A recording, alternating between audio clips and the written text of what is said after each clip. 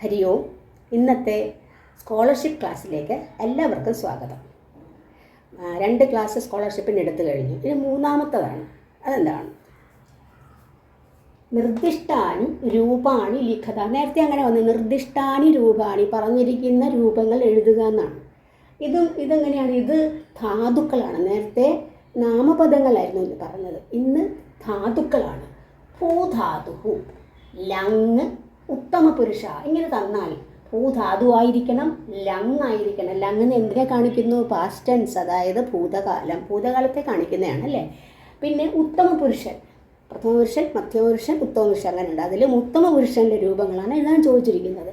ഏതാണ്? ഭൂധാതുവിൻ്റെ. അപ്പോൾ എങ്ങനെ വരും? ഉത്തരം വരുമ്പോൾ ഇങ്ങനെയാണ്: അഭവം, അഭവാവ, അഭവാമ. അപ്പോൾ ഇതിന് മുമ്പിലും ബാക്കിയുള്ള രൂപങ്ങൾ വരൂലേ?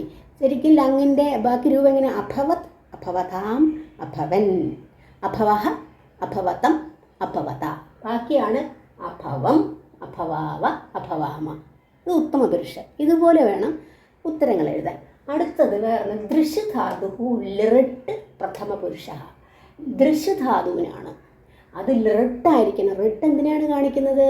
ഭാവികാലം, ഫ്യൂച്ചർ ടെൻസിനെയാണ് കാണിക്കുന്നത്. അത് പ്രഥമ പുരുഷനിലാണ് എഴുതേണ്ടത്. പ്രഥമ പുരുഷനിൽ 3 എണ്ണം എഴുതണം. ഇപ്പം നോക്കിയോ, ദൃശ്യന് റിട്ട് വരുന്നത് ദ്രക്ഷ്യതി, ദ്രക്ഷ്യതഃ, ദ്രക്ഷ്യന്തി, ദ്രക്ഷ്യതി, ദ്രക്ഷ്യതഃ, ദ്രക്ഷ്യന്തി എന്നാണ്. എന്നാൽ അതിൻ്റെ ലട്ട് എങ്ങനെയാണ് വരുന്നത്? ഈ ദൃശ്യധാതുവിൻ്റെ ലട്ട് എങ്ങനെയാണ് വരുന്നത്? പശ്യതി, പശ്യതഃ, പശ്യന്തി എന്നാണ്. പശ്യതി, പശ്യതഃ, പശ്യന്തി. അതുപോലെ ഈ ഭൂധാതുവിൻ്റെ ലട്ട് എങ്ങനെ വരും? ഭവതി, ഭവതഃ, ഭവന്തി, ഭവസി, ഭവതഃ, ഭവത, ഭവാമി, ഭവാവഹ, ഭവാമഹ. അതുപോലെ ഇതിൻ്റെ ലിറിട്ട് എങ്ങനെ വരും? ഭൂധാതുവിൻ്റെ ഭവിഷ്യതി, ഭവിഷ്യതഃ, ഭവിഷ്യന്തി. അതെല്ലാം പഠിപ്പിച്ച കാര്യങ്ങളാണ്. അതൊക്കെ നിങ്ങൾ നോക്കി വയ്ക്കുക. പിന്നെ ലോട്ട് എങ്ങനെ വരും? ഭവതു, ഭവതാത്, ഭവന്തു, ഭവ, ഭവതം, ഭവത, ഭവാനി, ഭവാവ, ഭവാമ. അതുപോലെ ഭൂധാതുവിൻ്റെ വിധിലിംഗ് എങ്ങനെയാണ് വരുന്നത്? ഭവേത്, ഭവേതാം, ഭവേയുഹു, ഭവേഹെ, ഭവേതം, ഭവേത, ഭവേയം, ഭവേവ, ഭവേമ. ഈ രീതിയിലാണ് എല്ലാം ഞാൻ പറഞ്ഞ കാര്യങ്ങളാണ്. അടുത്ത ദൃശ്യം കഴിഞ്ഞു. അടുത്തത് കഥധാതു. കഥ എന്ന് പറഞ്ഞാൽ പറയുക. ദൃശ്യം എന്ന് പറഞ്ഞാൽ എന്താ അർത്ഥം? കാണുക എന്നുള്ള അർത്ഥമാണ്.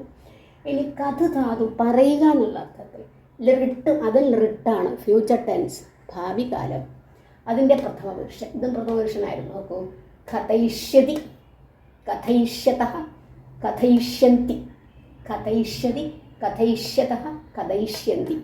വർത്തമാനകാലമാണെങ്കിലോ കഥയതി, കഥയതഃ, കഥയന്തി എന്നാണ്. ഇനി കൃ ധാതു. കൃ എന്ന് പറഞ്ഞാൽ ചെയ്യുക എന്നുള്ള അർത്ഥമാണ്. കൃ, ചെയ്യുക എന്നുള്ള അർത്ഥത്തിൽ അതിൻ്റെ ലോട്ടായിരിക്കണം. ലോട്ടും ആയിരിക്കണം. അത് ഉത്തമ പുരുഷനുമാണ്. ലോട്ടായിരിക്കണം, അതുപോലെ ഉത്തമ പുരുഷനും ആയിരിക്കണം. ഇവിടെ കൃ ധാതുവിൻ്റെ ഉത്തമ പുരുഷൻ വരുമ്പോൾ കരവാണി, കരവാവ, കരവാമ. ഇത് ചെയ്യുക എന്നുള്ള അർത്ഥത്തിലാണ്. അപ്പോൾ ഇതിൻ്റെ ലോട്ടിലെ ബാക്കി രൂപം ഇത് ഉത്തമ പുരുഷനല്ലേ. അപ്പം പ്രഥമ പുരുഷനും മധ്യമപുരുഷൻ എങ്ങനെ വരും? കരോതു, കുരുതാം, കുർവന്തു. പിന്നെ കുരു, കുരുതം, കുരുത. പിന്നെയാണ് കരവാണി, കരവാവ, കരവാമ. ഇങ്ങനെ അതിൻ്റെ ലട്ട്, അതായത് വർത്തമാനകാലം എങ്ങനെ വരും? കരോതി, കുരുതഃ, കുർവന്തി. പിന്നെ കരോഷി, കുരുതഃ, കുരുത, കരോമി, കുർവഹ, കുർമഹ. ഇതുപോലെ. ഇനി വിധിലിംഗാണെങ്കിലോ കുര്യാത്, കുര്യാതാം, കുര്യുഹു, കുര്യാഹ, കുര്യാതം, കുര്യാത, കുര്യാം, കുര്യാവ, കുര്യാമ. ഇങ്ങനെയാണ് വരുന്നത്. അപ്പോൾ മനസ്സിലായില്ല. അടുത്തത് പഠുധാതു വിധിലിംഗ് മധ്യമ പുരുഷ. പഠുധാതുവാണ്. പഠുധാതുവിൻ്റെ ആദ്യമേ പഠിപ്പിക്കുന്ന അതാണ്. പഠതി, ലട്ടെങ്ങനെ വരും? പഠതി, പഠതഃ, പഠന്തി, പഠസി, പഠതഃ, പഠത, പഠാമി, പഠാവഹ, പഠാമഹ എന്നാണ് ലട്ട് വരുന്നത്. ഇതെങ്ങനെയാണ്? വിധിലിംഗാണ്. അപ്പോൾ വിധിലിംഗ് മധ്യമ പുരുഷനാണ് ചോദിച്ചിരിക്കുന്നത്. പ്രഥമ പുരുഷൻ എങ്ങനെ വരും? പഠേത്, പഠേതാം, പഠേയുഹു അല്ലേ. അപ്പോൾ മധ്യപുരുഷൻ വന്നപ്പോൾ പഠേഹെ, പഠേതം, പഠേത ഇങ്ങനെ വന്നു. ഇനി ഉത്തമ പുരുഷൻ എങ്ങനെ വരും? പഠേയം, പഠേവ, പഠേമ. അതാണ് പഠിക്കുക അല്ലെങ്കിൽ വായിക്കുക എന്നുള്ള അർത്ഥത്തിൽ. അടുത്ത അസുധാതു ലട്ട്, ഉത്തമ പുരുഷൻ. അസുധാതു ലട്ടാണ്, ഉത്തമ പുരുഷൻ. ഉത്തമ പുരുഷൻ എന്നും മൂന്നാമത് വരുന്നത് അല്ലേ. പ്രഥമപുരുഷൻ എങ്ങനെ വരും? അസ്തിസ്തഃ സന്തി. മധ്യപുരുഷൻ വരുമ്പം അസിസ്തഃ സ്ത. ഉത്തമപുരുഷൻ വന്നപ്പോൾ അസ്മി, സ്വഹ, സ്മഹ ഈ രീതിയിൽ വന്നു. ഇനി കൃധാതുഹു ലങ്. നേരത്തെ കൃധാതുവിൻ്റെ പറഞ്ഞു പഠിച്ചല്ലേ? കൃധാതുഹു ലങ്ങാണ്. ലങ് എന്താണ്? പാസ്റ്റ് ടെൻസ്, അതായത് ഭൂതകാലത്തെ കാണിക്കുന്നത്. അതിൻ്റെ മധ്യമപുരുഷനാണ്. അകരോഹോ അകുരുതം അകുരുത. അപ്പോൾ പ്രഥമപുരുഷൻ എങ്ങനെ വരും? അകരോത് അകുരുതാം അകുർവൻ. പിന്നെ മധ്യമപുരുഷൻ വന്നപ്പോൾ അകരോഹോ അകുരുതം അകുരുത. ഇനി ഉത്തമപുരുഷൻ എങ്ങനെ വരും? അകരവം അകുർവ അകുർമ.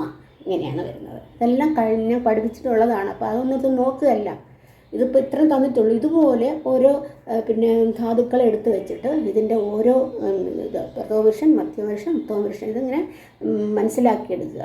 അതിന് എന്തായാലും ചോദ്യം ചോദിക്കുന്നുണ്ട്. ഇതേ മോഡലിലെ ചോദ്യങ്ങളുണ്ട്. അപ്പോൾ ഈ മോഡലിലെ ചോദ്യങ്ങൾ നല്ലവണ്ണം ഒന്ന് മനസ്സിലാക്കി വയ്ക്കുക. ഇനി അടുത്ത ക്ലാസ്സിൽ ഇനി വേറൊരു ക്വസ്റ്റ്യനുമായിട്ട് ഞാൻ വരുന്നതാണ്. അതുവരെ എല്ലാവർക്കും നന്ദി, നമസ്കാരം.